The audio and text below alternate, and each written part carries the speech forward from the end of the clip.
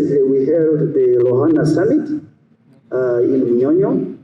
In that summit, we had about almost $1 trillion worth of wealth in one tent. And when I went in one afternoon, because Ugandan institutions often don't speak to each other, nobody told me, but someone said, come and speak about agriculture. So I stood on the microphone and I could see families in India, you know, Reliance as a company is from that part of the world. I think if you're using Airtel, you should know you are in India as a company.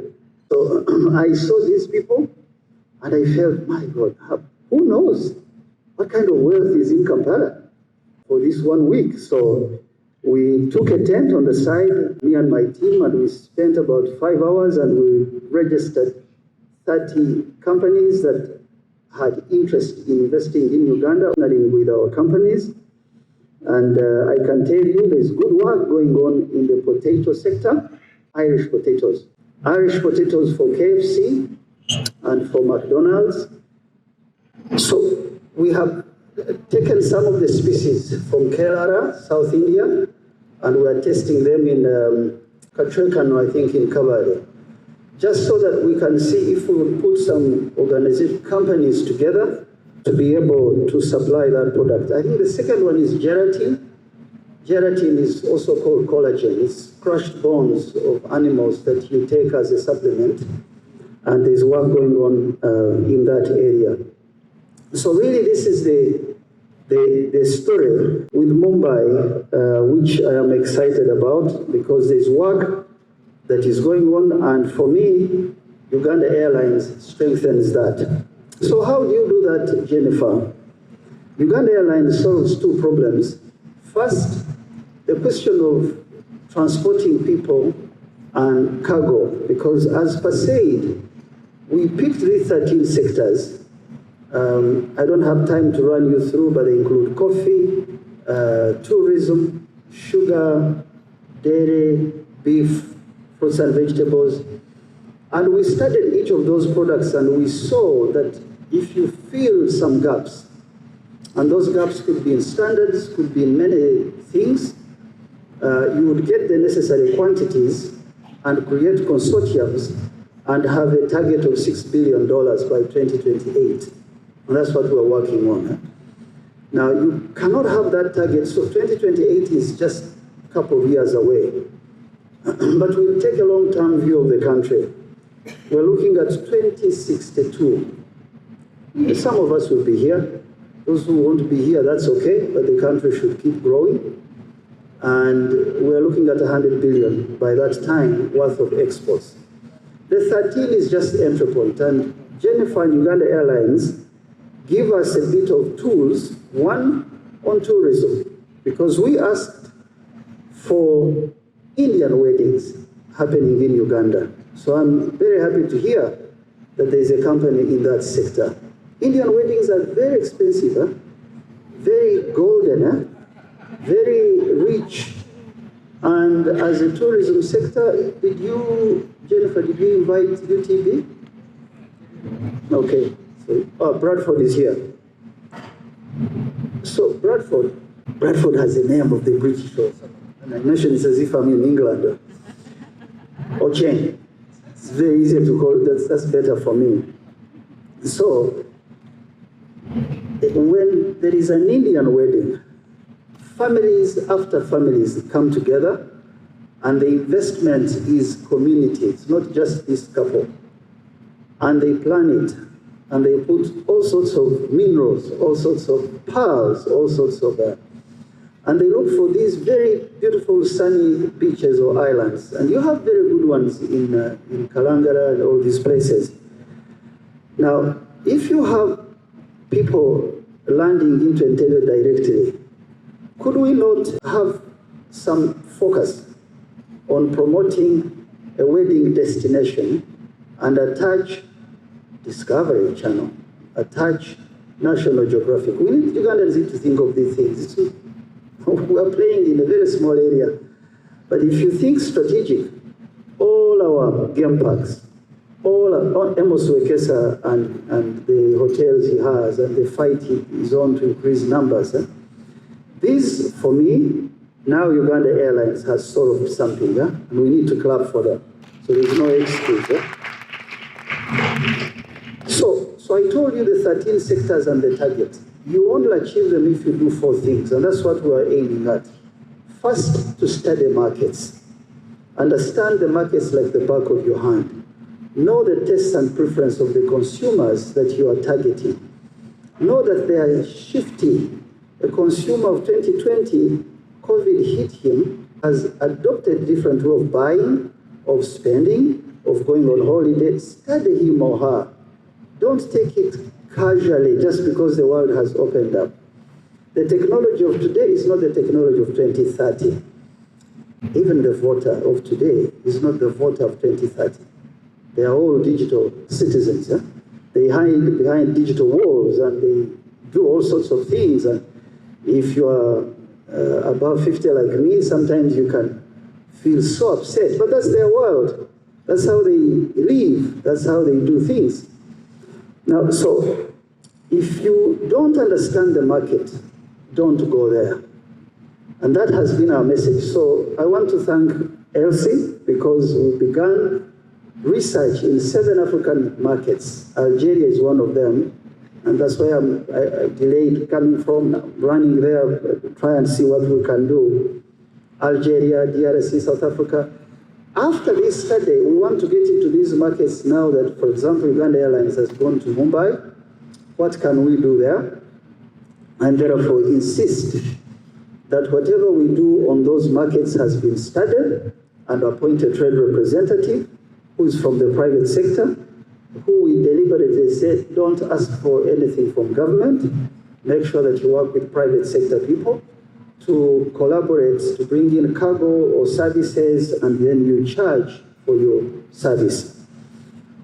We also insist that we set up a trade hub where it is viable and be able to bring Uganda 360-degree in a country. Why do we do that? Every country needs a sense of permanence in another. It's not a talk show that you go and come at the end. We want to be present and know what people eat and how they eat it and how they travel.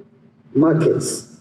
Now, when you get a market, it demands a standard. A standard, you must comply with it. So the government of India will ask for certain things on our avocados, our dried fruits. We've got to prepare for those so that we are internationally certified as exporters.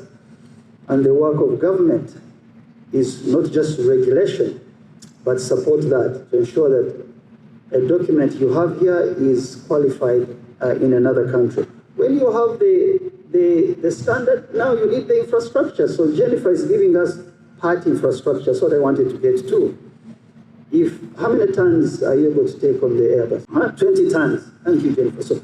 So that 20 tons, if you think of who has dried nuts or fruits, if you think of gelatin, if you think of protein we get from milk that we are now exporting to the US, because India drinks a lot of dairy products. You produce dairy products, but we know they are not enough for that. So we now need to focus with Jennifer and ask for particular cargo space, just the way you ask for mentor share of a product, and say this will go to Mumbai starting right away. So she solves that infrastructure. Now the fourth thing that is still a battle that we're working hard on is called export credit funding. Because if I get an order from India and I have to pay farmers now, so if Ofono is growing avocados, he wants his money now, but the market will pay him in 60 days. That mismatch causes us trouble. That's why we have businesses that are really struggling. Or you have to borrow at 20%. Or you have to go in all over the place, and that 20% you get the loan at 9 months.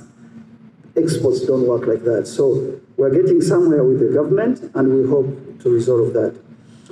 Now, so number 3, and I close really, is for me, so if you've understood those sectors and the interventions we're making, then we need to really look at the current trade with India. If you look at just 3 countries in the East, China, India, and Japan, in between them, 32% of our imports. If I add the Middle East, it is 38%. Total $2.6 billion worth of imports. How much do we sell to India? I hope someone talked about this before, so I don't want to go there. Not more than $80 million. How much did we sell last year? About $1.2 billion. This is an area we need to really be very deliberate on how we deal with it. It's a good relationship, but it's unfairly balanced. Maybe I should just choose my words. Okay, so it's very important that we look at those dried nuts, fruits and vegetables, avocados, in tourism, and see how to raise this to around 500 million. Please don't put this target on government people. Companies, let's be very specific companies in each of those sectors that do this. So, for me, just to close, how do we work with you, my sister Jennifer? We're going to give you all the support as per se required, wherever we can, in 3 ways, especially on this route. First, I do not know if there is an India-Uganda Business Council. It would be good to start something that says we are Ugandan businesses and these are Indian businesses, and they sit regularly and they say, what are the non-tariff trade barriers stopping us from selling on that market? Because that's very important. I can qualify, like in Europe, you qualify today, tomorrow they have a higher standard. Then if you fulfill that standard, they bring another one because they're trying to protect their farmers. But this history that I have said that is longer, we should be able to have a genuine conversation and say, in this council, our terms of reference is to ease doing business, is to promote these weddings I mentioned, is to ensure that these avocados from Uganda, or technology coming from India to assemble tractors, or IPs that we don't get that India has. This council for me is extremely important, or taxes, whatever you want to call it. So summarize it as follow through. When the lights go off, what happens? The businesses must speak to each other and ensure that this works. Number 2, digitization. So this city of Mumbai and Bangalore are some of the earliest in terms of stock exchange, also in terms of BPOs. So I keep asking myself, why are we not able to terminate Amazon calls or Microsoft calls in Uganda? We speak good English, we now have 5G. Perhaps we should learn from India. How did they do it? How did they pitch to Silicon Valley to create the necessary confidence and trust that this can work? That, for me, is an area. How does that help Uganda Airlines? Because there'll be more trouble, person-to-person exchange between the two countries. There'll be more cargo. This airline will now be, this route will be profitable. And then, obviously, this is not enough. We need more than Uganda Airlines. So as soon as I leave the microphone, I have to go to Entebbe and look at what kind of free zone can we connect with a free zone in Kenya, and perhaps speak to a free zone in Mumbai, and see if we can speak one language. If we digitize our documents, we should be able to say a cargo ship is loaded at Entebbe Airport. And when you speak to you guys, say that there is no cargo. We don't have, we are inland, we are land. No. The modern world is digitized. I can ship, I can break bulk at Entebbe, and the product lands in another country. So these are things I want us to think about to strengthen this airline. And finally, finance. That city is finance. It's history of finance, history of startups in IT. I feel that if we can connect our young people to that city, to the businesses in that city, we will be able to make this airline profitable, that route profitable. So I want to thank you once again, Uganda Airlines. I can't wait for Lagos. We went to Lagos and spoke to an airline there. We were quoting them, and suddenly Jennifer does it for us. But so if you are an Indian business here, you should be excited about Lagos too, because that market is taking a lot of our, I know some companies that are already selling medicine there, but they go through Kenya, through South Africa. Now this is opening up, and I can't thank you enough. I'm looking for more openings because it will deal with our infrastructure issues. It will de-risk entry into these markets. It will lower the logistic charge on our products. It will make us competitive. Thank you and God bless you.